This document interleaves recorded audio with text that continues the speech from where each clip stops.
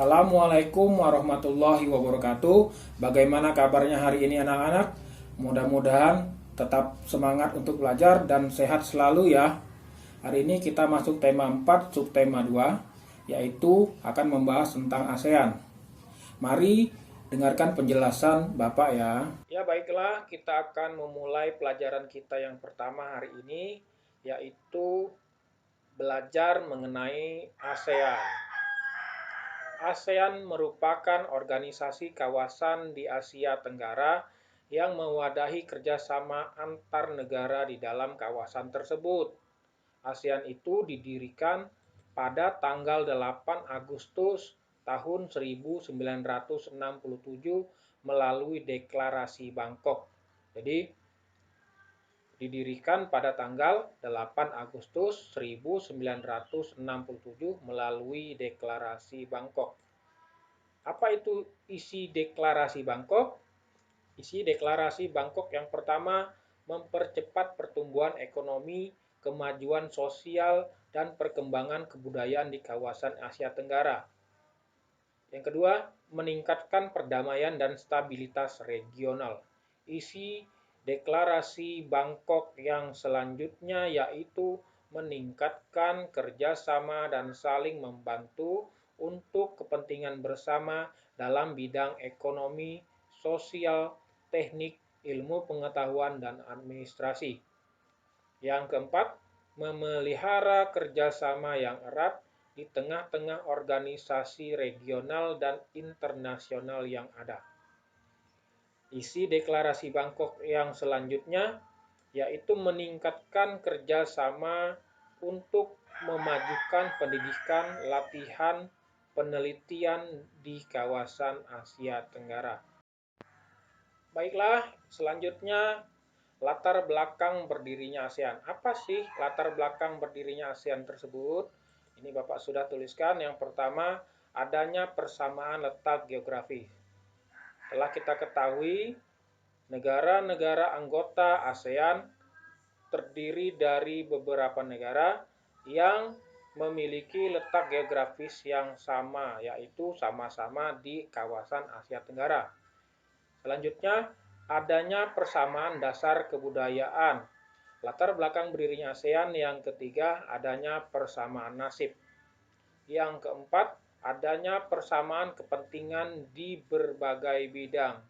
Latar belakang berdirinya ASEAN yang terakhir yaitu adanya persamaan ekonomi, yaitu negara ASEAN merupakan negara atau daerah agraris. 5 negara pendiri ASEAN. 5 negara pendiri ASEAN terdiri dari yang pertama Indonesia. Saat itu diwakili oleh Adam Malik. Yang kedua ada negara Malaysia diwakili oleh Tun Abdul Razak. Yang ketiga diwakili oleh Narcisco Ramos yaitu dari negara Filipina. Yang selanjutnya Singapura diwakili oleh S. Rajaratnam. Yang terakhir 5 pendiri negara ASEAN yaitu Thailand diwakili oleh Tanat Koman. Pernah kalian melihat foto kelima tokoh dari negara tersebut? Ya, kita saksikan di tampilan selanjutnya. Nah, ini merupakan 5 tokoh pendiri ASEAN dari 5 negara yang telah dipaparkan barusan. Selanjutnya yaitu kita akan bahas mengenai arti dari lambang ASEAN.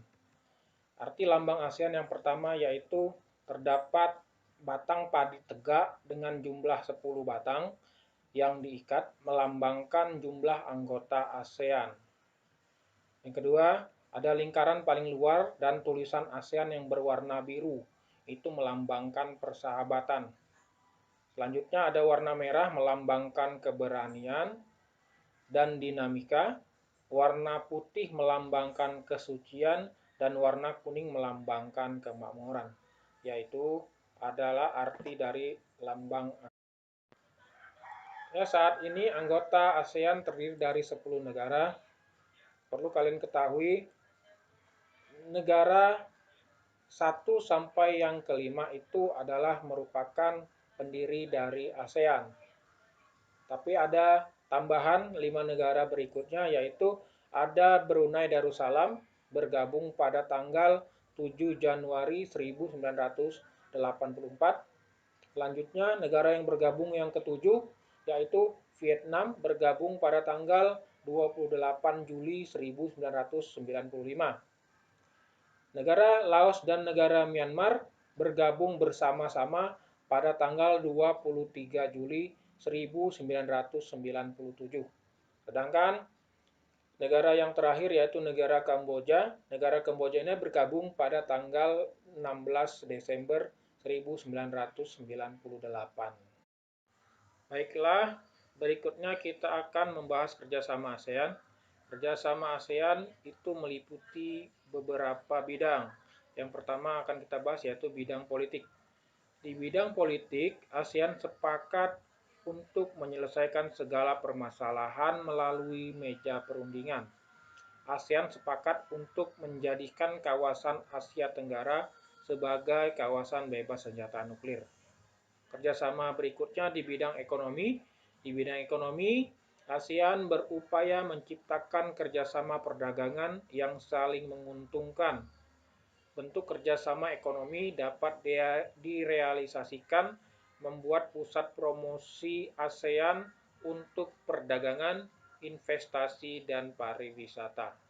Di bidang sosial, ASEAN melakukan kerjasama yaitu pencegahan narkoba dan penanggulangannya, serta penanggulangan bencana alam dan lain-lain. Ya, itulah bentuk kerjasama negara-negara ASEAN. Bagaimana pembelajaran hari ini anak-anak? Menyenangkan bukan? Kalian harus ingat, tadi kita mempelajari tentang kapan berdirinya ASEAN, kemudian latar belakang berdirinya ASEAN, kemudian pendiri ASEAN itu negara apa saja, kemudian yang terakhir yaitu bentuk kerjasama negara ASEAN. Baiklah, sebelum pelajaran ini Bapak akhiri, tetap jaga kesehatan, tetap semangat belajar di rumah. Wassalamualaikum warahmatullahi wabarakatuh.